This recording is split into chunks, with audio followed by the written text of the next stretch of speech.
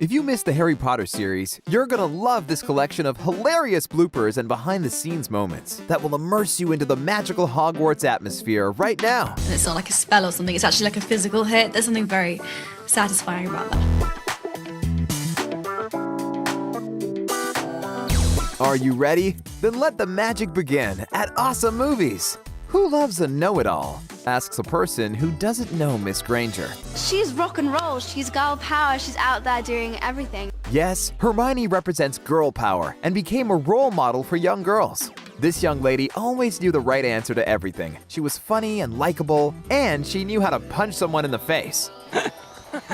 But did you know that there's a funny story behind this scene? When Emma Watson and Tom Felton talked about how to film it, Tom offered to rehearse the punch, just to make sure that it looked believable. When I said slap me, I was like, movie slap. But apparently, Emma misunderstood her colleague. She just went and just smacked me right across the face. Poor Tom didn't expect it at all, and didn't know what to do or what to say. And I was just like, yeah, that was really good. That was great. And Emma, well, she was just pure innocence. I feel really bad. I'm not really sure what I was thinking. But Tom wasn't the only guy Emma got to hit on the set of Harry Potter. The other one was Dan Radcliffe himself. Remember the scene where Harry said that he was the chosen one and Hermione slapped him with a folded parchment? But I am the chosen one. Okay, sorry. Turns out, she did it too hard in one of the takes. So yeah, our dear Emma can get violent at times, but we still love her and think that she's just adorable. I'm dying. I can't even concentrate on what you're saying. And it's also pretty clear that she had a lot of fun with her co-stars on the set of Harry Potter. I mean, they were a superb cast, so we wouldn't expect anything less, right? None of us quite have any idea what's going on. And probably because there were so many kids on the set, there was a lot of laughing and giggling too.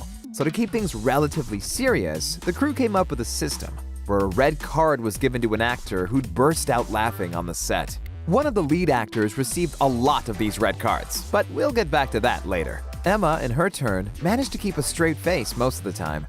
And yet, there were still moments where she couldn't stop laughing. Red card, Emma Watson. And even in the scene where she had to protect herself from deadly snakes, she just couldn't remain serious.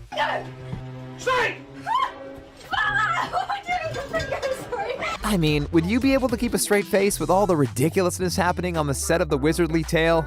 Still, no matter how many red cards Emma received during her years on Harry Potter, we all know that she's a brilliant actress and a relatable young lady. Once, she was asked who she'd want to be like, and her answer was, all of us. I'd be Jennifer Aniston, because I could see what if Brad Pitt was really that good-looking, please. We get you, Emma.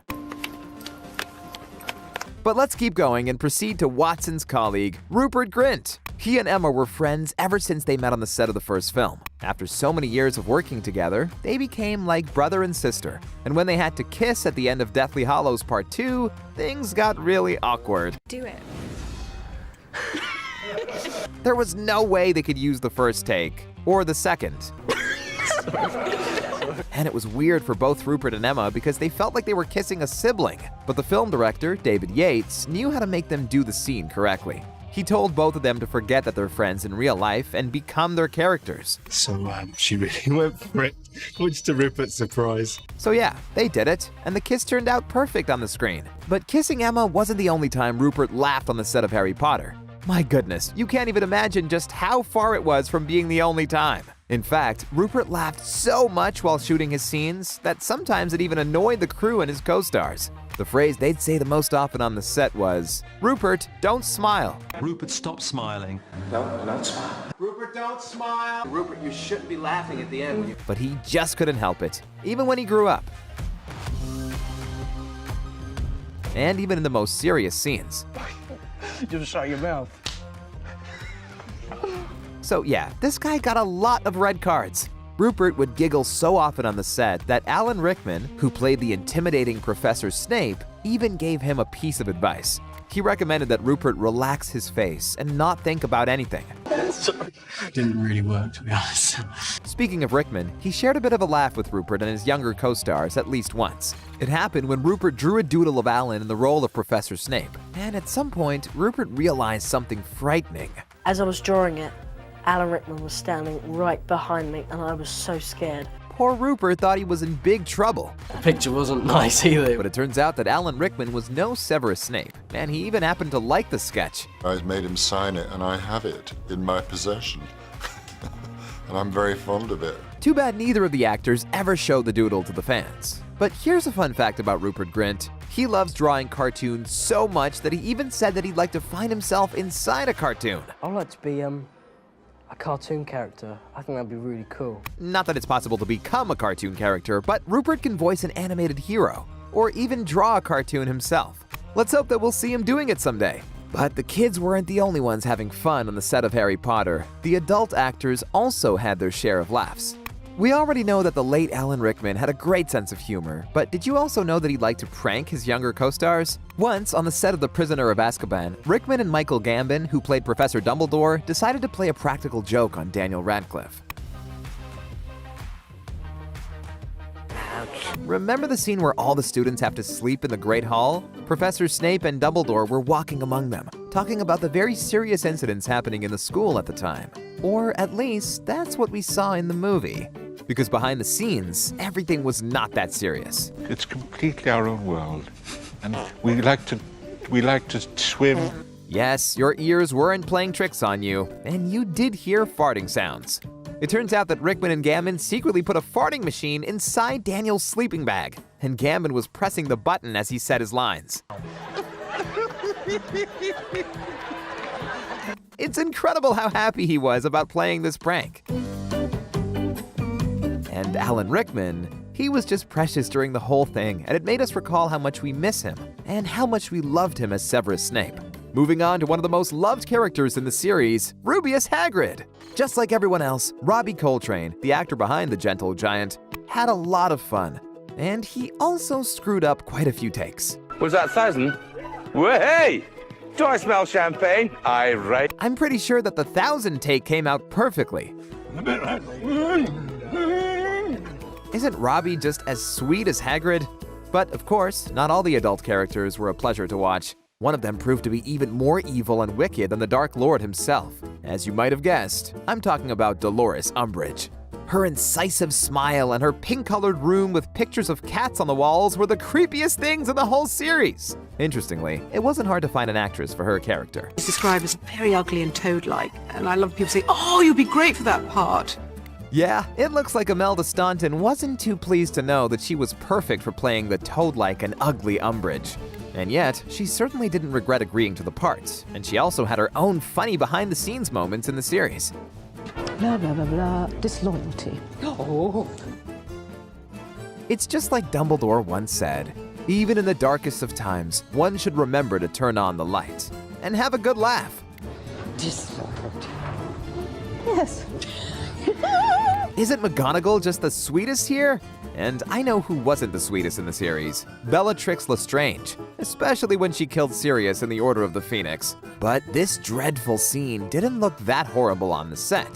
To be lost. Why on earth were they practicing a Hamlet monologue? Anyway, Helena Bonham Carter enjoyed portraying Bella. At the premiere of The Deathly Hallows Part 1, the actress said that there could be no better job than being paid lots of money for dressing up as a witch and behaving really badly. She was perfect in this role, wasn't she? Wait, did we make you think that the lead actor never had any bloopers or funny moments on set, and everything was always just perfect with him? I'm an angel. I'm an angel. Well, Daniel, you might look like an angel, but we definitely know that you aren't one. Did you know that Radcliffe needed as many as 80 wands and 160 pairs of glasses throughout the series? We have no idea about the glasses, but he broke dozens of wands, mostly because he used them as drumsticks. Luckily for the entire cast and crew, the props department knew about this habit of his, and they always had a new wand for Harry at the ready, in case Dan broke another one. Too bad they couldn't just use the Reparo charm. Apart from breaking his wands and glasses, Dan had to do quite a lot of weird but exciting stuff on the set of Harry Potter. One of them was flying all over the room.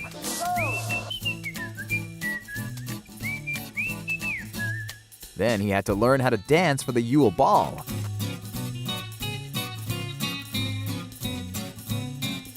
But due to the heavy filming schedule, he didn't have a chance to learn, so they had to film Harry from the waist up and avoid showing his stumbling feet on camera. And yet, it was no biggie, because Harry was no champ dancer either. One more challenge Dan encountered on set happened when 7 of Harry's friends drank the Polyjuice potion to look like him. It looked exciting on the big screen, but it was a lot of work on the set, because Dan had to play all these people. One of them was Fleur de la Cour, and to play her, Radcliffe had to wear a bra. Look away. I'm hideous. Bra's not coming off. They do that again, ladies and gents. Yeah, Dan, bras can be challenging. And before we conclude, here's one more fact about Dan Radcliffe. He wanted to be Spider-Man, and not only because of his superpowers. All the cool stuff he can do. And secondly, he kisses Kirsten Dunst. Kirsten Dunst must have been flattered when she heard that. What's your favorite Harry Potter blooper? And do you know any more exciting behind-the-scenes secrets from the franchise? Share in the comments below. Don't forget to subscribe to our channel and stay awesome. Thanks for watching.